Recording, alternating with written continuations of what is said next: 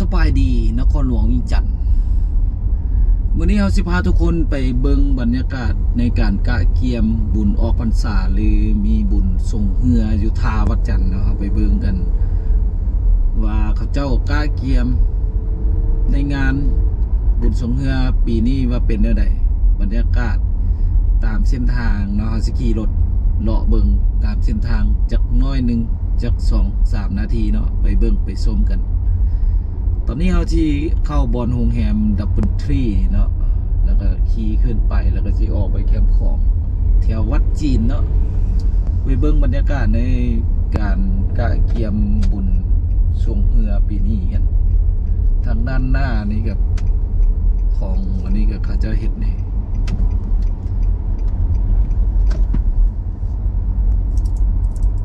หรืองานบุญออกพรรษาเพิ่นก็จัดทุกๆปีเนาะอยู่ที่วัดจันทน์แถวแคมป์ของเนาะพี่น้องเอาไปเบิ่งบรรยากาศมื้อนี้เนาะในการกะเกียมตั้งห้านขายเครื่องกิจกรรมหรืออันอื่นต่างๆเนาะไปเบิ่งไปชมกันขี่รถเลาะกันขี่รถเลาะนิดนึงเขาก็ออกไปว่าสิเป็นอะไรเนาะ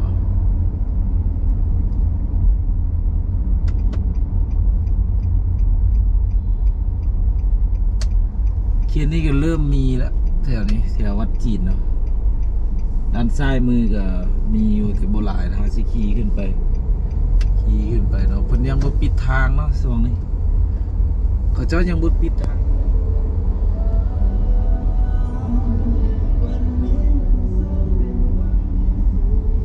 เอามาเบิ่งบรรยากาศเขตนี้เนาะก็คือคืนเริ่มคือคืนแล้วเนาะแต่ว่าช่วงนี้ช่วงสวยเนาะหากัน1 โมงมือวันเสาร์วันที่4เนาะมือส่งเฮือก็จะเป็นมือวันที่8บ่มือออกพรรษาก็จะเป็นวันที่7เนาะที่7ที่8เป็นมือของบุญออกพรรษากันมาเบิ่งเลย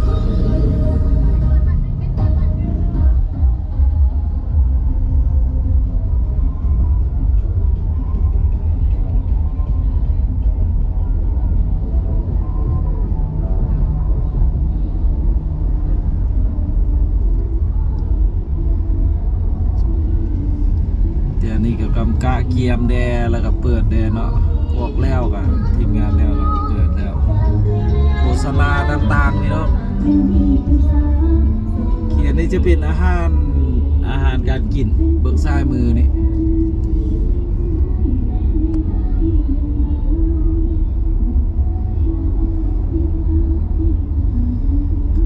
เขาสิไปฮอดวงเวียนเนาะตอนนี้เขาสิฮอดวงเวียนบนโรงแรมอามารีแล้วก็สีเลี้ยวซ้ายขี่ลงไปแคมป์ของอาหารการกินหลายอยู่ในแถวนี้มีแต่แนวอยู่แนวกินแถวนี้เนาะ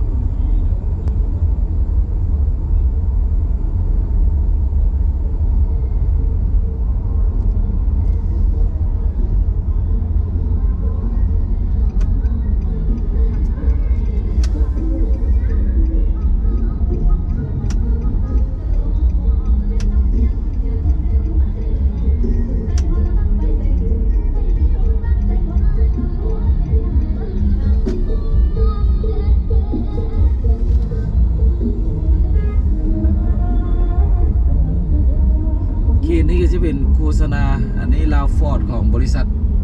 ลาวฟอร์ดเฮาเนาะมาฮินดรา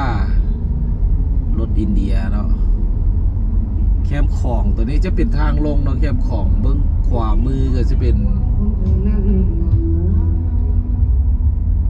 บนส่งเฮือ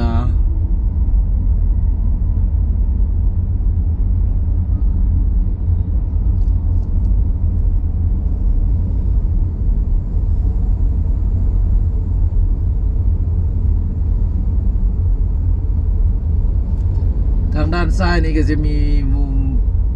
มีบูธเนาะบูธขายเครื่องก็แคมป์ของเนาะประมาณนี้เนาะพี่น้องงานบุญส่งเฮือปี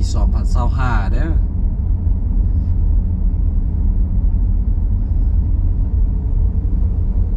บ อยู่นี่มีบูธเป๊ปซี่เนาะมีวงดนตรีมาเล่นเบิ่งซ้ายเบิ่งขวามือนี่มีพวกเป๊ปซี่พวกเบียร์ลาวเนาะ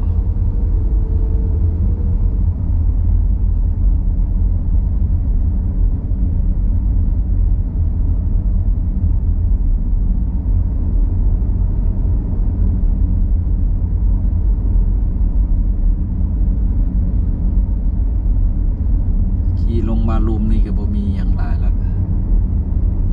ก็ขายเครื่องปกติเนาะพี่น้อง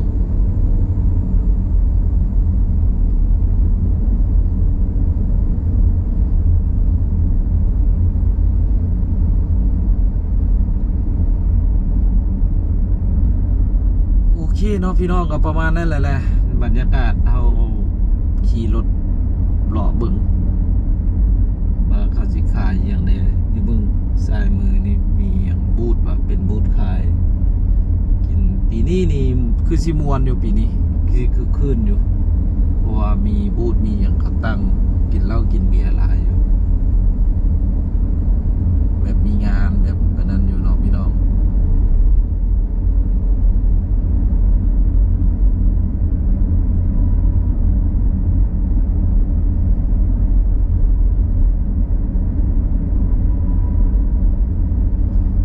เบื้องขวามือจะเป็นบูธเบียร์น้ำขอบพี่น้องเบื้องขวามือนี่บูธของเบียร์น้ำขอบงานใหญ่ได้นี่เนาะ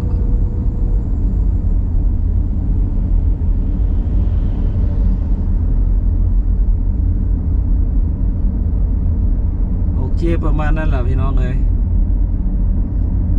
ใครสิมาก็มาเนาะในงานบุญคือสิมวนอยู่ได้ปีนี้นะ